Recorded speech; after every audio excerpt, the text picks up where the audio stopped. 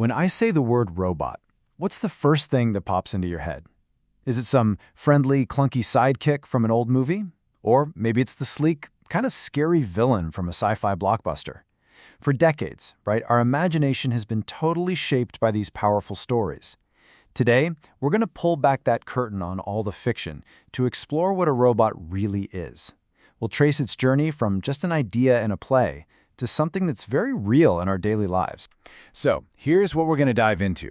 First, we'll look at that jump from sci-fi to reality. Then, we'll get into the anatomy of a robot. What makes a robot a robot? After that, we'll take a quick tour to see where they're already working out in the world.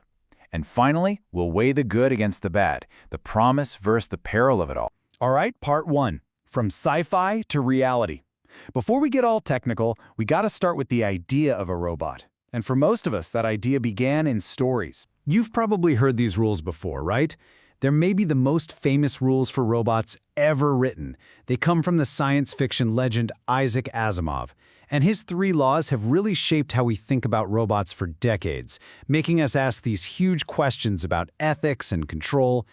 But as important as they are, you have to remember, they're fiction. The real story is a little different. So where did the word actually come from? Well, the real-world origin is much more down to earth. It comes from the Czech word robota, which basically means forced labor or drudgery. It was first used way back in a 1920 play called Rossum's Universal Robots, and that play was about artificial workers who end up revolting. So you see, from the very beginning, the whole concept of a robot has been tied up with work, with servitude, and this really complex, kind of tense relationship between the creator and the creation. Okay, on to part 2, the anatomy of a robot. So, let's move away from the idea and get into the reality. What technically makes a machine a robot? What are its essential parts? Let's break it down. It really just boils down to 3 core things. First, a robot has to sense its environment. It uses sensors to pick up on things like light or pressure. Second, it has to move. It needs to physically interact with the world around it using things like wheels or arms or grippers. And third, it has to be programmable. It needs a controller, a sort of brain that takes the info from the sensors and decides what to do. So, sense, move, and program. If a machine can do all 3 of those, congratulations, it's a robot. Now this right here clears up one of the biggest mix-ups out there. People use robotics and AI like they're the same thing, but they are not. Here's the easiest way to think about it. Robotics is the body, and AI is the advanced learning brain. As you can see in the diagram, yeah, they can definitely overlap. Some robots are super smart because they use AI.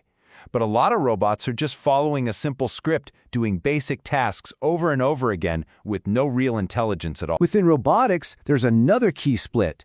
How much help do they need from us? On one hand, you have your independent or autonomous robots.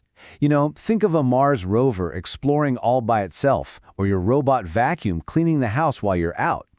Then, on the other hand, you have dependent robots. These are more like high-tech tools. They need a human operator to control them, and they're designed to help a person do their job, not replace them entirely. Part 3. Robots in our world. So now that we know what they are, where are they? Well, the truth is, they aren't hiding in some sci-fi future. They're all around us, right now. Let's take a quick look. Industry is the classic example, right? The picture on the left, that's a fully automated welder on a car assembly line. It's a perfect example of an independent robot, doing a super precise, repetitive job 24/7 without getting tired. But then on the right, you see a worker guiding a dependent robotic arm. This is awesome because it combines the person's smarts and fine control with the robot's pure strength and stamina. But robots aren't just stuck in factories. They're actually moving us around. This is an autonomous train in London. Think about it. On a closed, super predictable system like a train track, autonomous control is kinda perfect. It can improve scheduling, boost safety by getting rid of human error, and even make the ride smoother to save energy. It just makes sense. And talk about versatile. Robots have taken to the skies as drones. On a huge scale, like in agriculture, they can scan massive fields to check on how crops are doing. But they can also work on a tiny scale, zapping individual weeds with pesticides so you use fewer chemicals. And at the same time, you've got companies using them for everything from checking out remote areas to trying out on-demand package delivery. And finally, they've arrived right on our doorstep, or in this case, on our living room floor. Robot vacuums, lawn mowers, pool cleaners, these are becoming pretty common. And each one is just quietly doing that sense, move, program loop we talked about. Sensing the room, moving around furniture, and following its program to get a chore done, which frees up our time for, well, better things. And that brings us to our last section, the promise and the peril. So, we've seen them in factories, in our cities, even in our homes.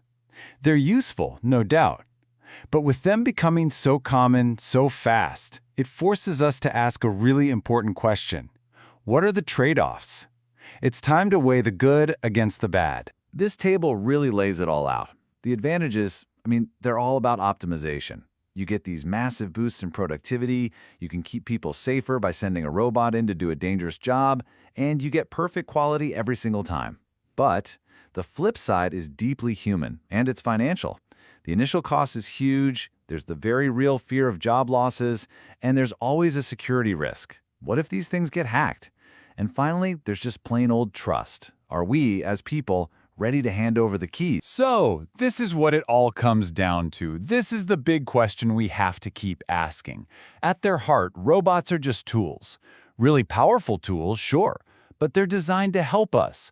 But as we keep making them more and more autonomous, as we hand over more of the decision-making in our factories, our cars, and our homes, who or what is ultimately in control?